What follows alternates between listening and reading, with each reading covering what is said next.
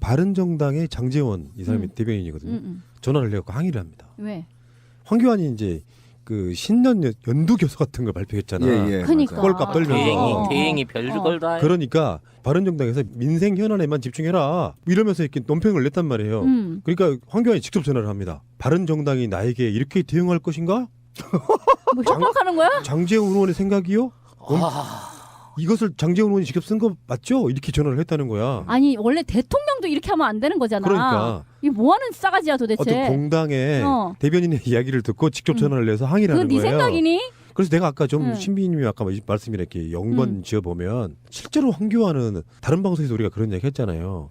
대선 출마 안 한다 이야기 안 했어요. 지금 그런 걸 생각할 여유가 없다 했지. 뭐 사람들이 그걸 출마 안 한다로 받아들이지만 얼마든지 출마할 수 있는 밑밥을 깔아놓은 거야. 그렇죠. 차차로 하겠다는 이야기지. 그러면은 황교안 출마를 위해서 반기문 간을 보니까 이 자식도 또 왔고 간 보고 새누리당 안 올 것도 같고 뭐 여러 가지 문제를 빗댔을 때 이제는 우리가 결정을 해야 되겠구나라고 느낄 수 있어요. 아, 그랬은 것 같아요. 지금 뭐 반기문이 와서 하는 짓거리가 불과 며칠 만에 이 맛이 갔다, 못 먹겠다. 이제 이게 딱 간이 나온 거잖아요. 그러면 뭐 어떡하겠어. 자기네들 내부에서 몇 명 우리 뭐 나올 수 있는 사람이 뻔하잖아. 그랬을 때 그나마 제일 괜찮다. 자기네들 생각에서 왁구가 괜찮다고 생각한 게 황교안인 거지. 그러니까 뭐 네가 그 자리에 있을 적에 할 수 있는 걸 다 해. 예, 그렇다고 선거운동을 할 수는 없으니까 일단 다 해. 그게 뭐냐면은 그냥 대통령 코스프레죠. 그게 선거운동이야. 그러니까 그 일종의 현직 프리미엄을 얻는 거예요. 현직 프리미엄을 얻는 걸로 그냥 대통령인 양 해. 네 하고 싶은 대로. 그래가지고 세상에 누가 원래 대통령이 연두 기자회견 이런 거 하는 거죠. 근데 그 대통령도 아닌 사람이 무슨 그렇다고 아무 안고는 없어. 내용이 뭐 대단한 얘기는 없어요. 근데 일단 폼을 한번 잡아보는 거죠. 연두 기자회견 같은 것도 띡 한번 해보고 사람들한테 막 덕담 수준의 이야기를 하고 그런가 하면 거기에다가 싫은 소리를 하니까 바로 전화해가지고 그건 네 생각이야. 심히 기분 나빠. 뭐 이런 식의 그것도 압력질이지. 직접 끝까지 다 봤거든요. 보고 나서 캡처를 다 해놨어요. 그 내용에 그러니까 한미 공조를 들을 게 있어요? 네, 한미 공조를 통해서 국방 강화, 그다음에 경제가 지금 침체하고 있으니까 경제에 대한 로드맵을 내놨고요. 민생에 대한 로드맵도 내놨고 일자리에 대한 로드맵도 내놨고 ICT에 관련된 일자리 창출 다 내놨습니다. 그다음에 국민 안전에 관한 네 번째 코드가 국민 안정한 대한민국 설립하겠다 이렇게 로드맵을 쭉 내놔요. 아니 그러면 길어야 우리 플랜 이거 스케줄상 봤을 때는 3개월짜리가 왜 이런 걸 내놓는 거야? 바로 그 얘기입니다. 그러니까 지금 오늘 한교안이 신년 기자회견을 했던 것은 내가 1년 동안 국가 이렇게 운영할게 예산 몰아줘 1년 동안? 이걸 쫙 얘기를 하는 겁니다. 더 깜짝 놀란 건 뭐냐면 사드 배치와 관련해서도 북한의 미사일이 곧 도발할 거고 한반도의 불안한 군사 위기에 대한 대응하기 위해서 한미일 군사 공조 체제를 완고하게 갖춰야 된다. 뭐 이런 일자리 창출까지 다 해놔. 쥐가 마치 대통령 새로운 대통령인 것처럼 하길래 깜짝 놀래가지고 이 새끼 대통령 코스프레 하네? 이렇게 했더니 온갖 시민사회 인사단체 너 대통령 코스프레 그만하고 내려와 막 이렇게 나온 겁니다. 그러면 우리 나는 찬성. 대안이 있잖아요. 뭐, 얘가 3개월 만에 이 모든 걸 다 이루어낸다 그러면 나 차기 대통령으로 밀어 나는. 근데 진짜 나 확실히 단언해. 3개월 안 해내. 그래서 바른정당의 논평이 이거였어요. 그렇지. 중간 생략하고 네. 권한 대행으로서의 역할과 권한 범위를 뛰어넘어 모든 국정 현안을 해결하겠다고 합니다. 길어야 4개월, 짧으면 2개월에 불과한 황교안 권한 대행이 어떻게 모든 국정 현안을 해결할 수 있습니까? 이러면서 이제 비판을 냈단 말이야. 그렇죠. 당신은 그냥 이렇게 민생과 안전 이런 거에 집중하고 딴짓거리 하지 말아라 하니까 항의 전화가 왔단 말이에요. 그러면 다시 아까 그 이야기 다 뭉뚱그려 돌아갔을 때 실제로 황교안 대권 띄우기 프로젝트가 있는 게 아닌가 싶은 거예요. 예, 제가 이제 그 그러니까. 얘기를 하려고 하는 건데 지금 실제로는 한교안이 어떤 일을 해야 되느냐 이게 중요해. 그게 비교가 되잖아. 그러면 지금 검찰과 헌재가 제대로 부패의 세력에 대해서 수사할 수 있도록 사회적 분위기를 조성하고 그다음에 곧 이루어질 선거를 황교안 체제에서 치러야 되는 거예요. 그러니까 얼마나 일들이 많아요 지금 한교안이 할 얘기가. 그런데도 불구하고 지가 무슨 뭐 생활안전, 시설안전, 산업안전 3대 분야의 안전 대책을 내놓고 그런 자가 그런 자가 지가 총 책임자로 있을 때 3천만 마리가 넘게 다 죽여놓고 뭔 놈의 민생을 하고 뭔 놈의 닭을 살려내. 내 닭들 다 살려내. 지금 어제 그제부터 미국산 지금 계란이 한국에 공수되기 시작했잖아요.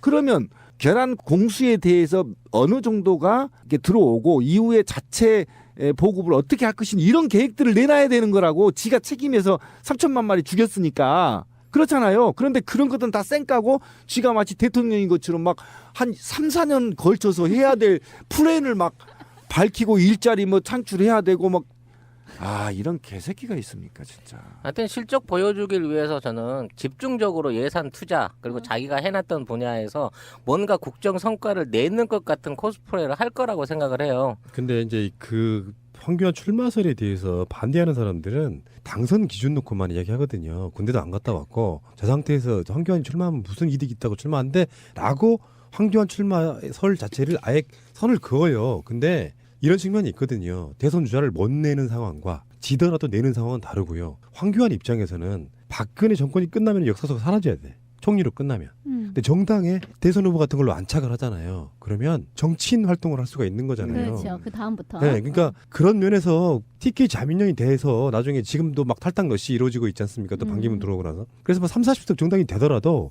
그 똘똘 뭉쳐가지고 박근혜 구속 같은 거 막아볼 수 있으려고 하는 우리가 옛날 예상했던 그 그림 속에 지금 이름 바뀐다고 하는데 구 새누리당 대표 될 수 있는 부분이고요. 그러니까 그렇지. 당선만을 놓고 생각을 하면 당연히 안 나올 수 있는데 당선이 아니라도 만약에 후보를 못 낸다고 생각해 보세요. 끽 지금 출마 선언하고 있는 게 이인재인데 뭐 이 상황이 만들어지면 결국엔 대선 국면에서는 완전히 와해돼 버리고요. 당장 내년이 지방선거가 있습니다. 그런 측면들을 생각했을 때 차라리 이인재가 나서느니 황교안이 박근혜가 탄핵되자마자 탄핵되면 분명히 보수 쪽은 술렁이는 게 있을 거예요. 그렇죠.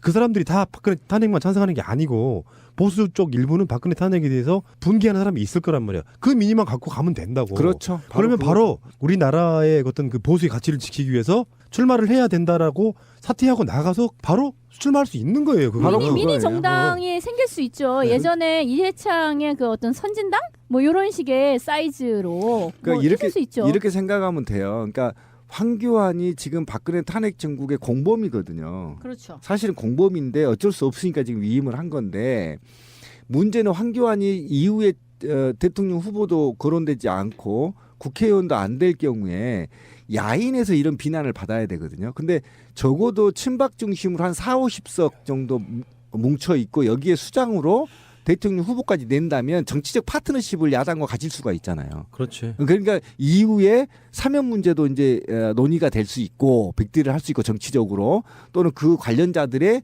규모, 사법적 규모도 협상할 수 있는 그런 리더십을 획득할 수 있는 과정. 꼭 대선을 안 나가더라도 본 레이스까지 끼지 않더라도 그리고 지금 황교안 지지율이 10%만 올라가도요 무게 꽉 실립니다.